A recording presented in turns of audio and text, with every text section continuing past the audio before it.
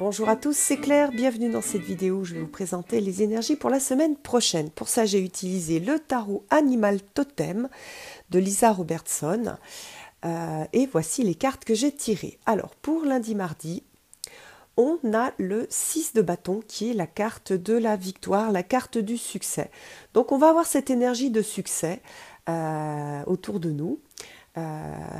Sachant que ici vous voyez que l'animal totem qui est lié au succès, c'est l'abeille, et ça pourrait un peu nous faire réfléchir sur qu'est-ce que c'est le succès.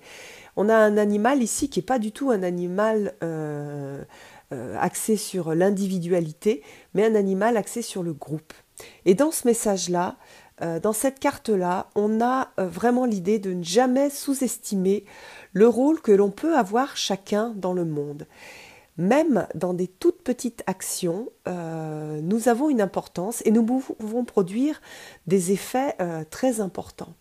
Donc, c'est vrai que cette énergie de succès peut être une énergie très liée à l'ego, mais c'est aussi une énergie qui est liée à la réussite du groupe, la réussite en tant qu'homme, en tant que femme, en tant que communauté, que personne faisant partie de la communauté.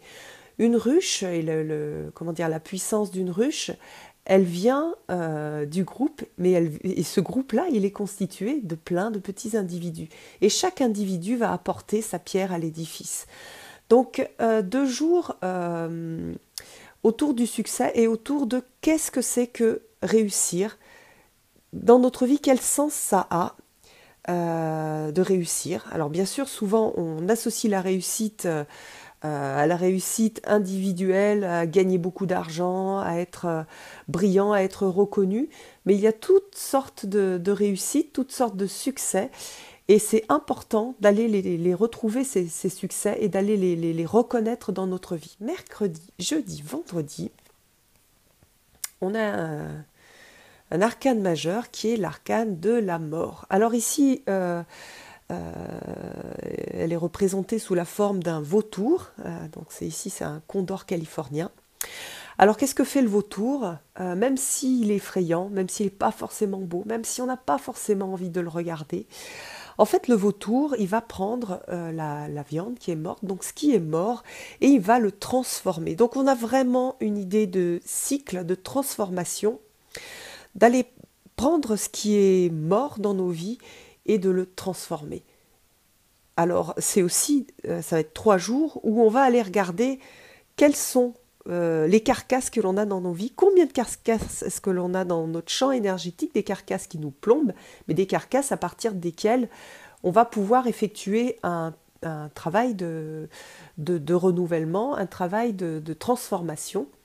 Donc 3 jours très importants pour faire un bilan sur qu'est-ce qui est juste dans ma vie ou qu'est-ce qui me plombe.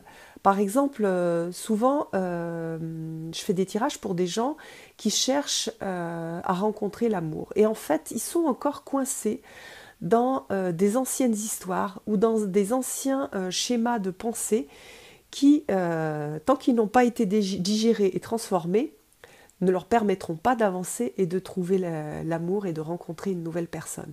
Donc voilà, c'est ça en fait, cette puissance de la mort, et j'adore cette représentation du vautour, parce qu'on a de la chair qui est morte, et donc quelque chose qui a vécu. Hein. Là, on n'est pas dans quelque chose qui est mort depuis longtemps. Là, on a de la chair qui était vivante et qui maintenant est morte. Donc cette chair, elle représente nos anciennes histoires, nos anciennes façons de penser qui ont vécu, qui avaient un sens au moment où on les a vécues, mais qui aujourd'hui doivent être dépassées et qui doivent être transformées, qui doivent être redigérées.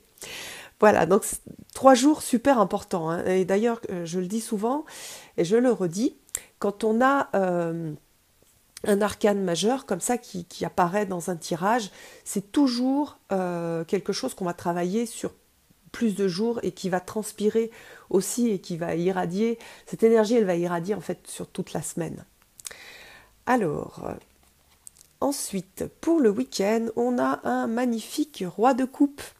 Alors, le roi de coupe, c'est le roi, c'est celui qui maîtrise.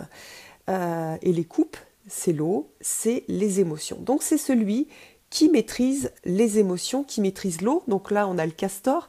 Je trouve que c'est une belle représentation puisque le castor va effectuer des barrages, etc. Donc il va rediriger, comme il le souhaite, les cours d'eau. Donc là, on est exactement sur la même chose. C'est-à-dire que les émotions sont très importantes parce qu'elles nous donnent plein d'informations sur ce qui se passe en nous, sur ce qui est juste, etc. Mais ce sont des informations et nos émotions ne doivent pas être nos maîtres.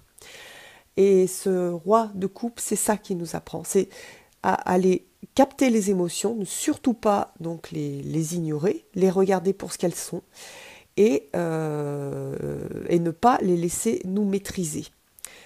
Alors c'est un travail qui est extrêmement difficile à réaliser, mais pendant ce week-end, pendant ces 2 jours, on va avoir cette énergie qui va nous permettre de nous aider à faire ça. C'est-à-dire certainement pour les gens qui vont avoir ce courage, cette force d'aller regarder leurs émotions, d'aller regarder en face ce qui se produit pour eux et de ne pas se laisser submerger par ces émotions.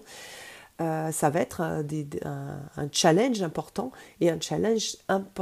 et riche pour grandir. Si jamais dans ce tirage vous reconnaissez un animal qui vous parle et avec lequel vous raisonnez particulièrement, ça peut être votre animal totem, je vous invite à vraiment profiter de cette synchronicité et à vous connecter de façon plus étroite avec cet animal qui essaye de vous transmettre un certain nombre de messages et de vous apporter un certain nombre de qualités. Je vous souhaite une très belle semaine et je vous dis à bientôt.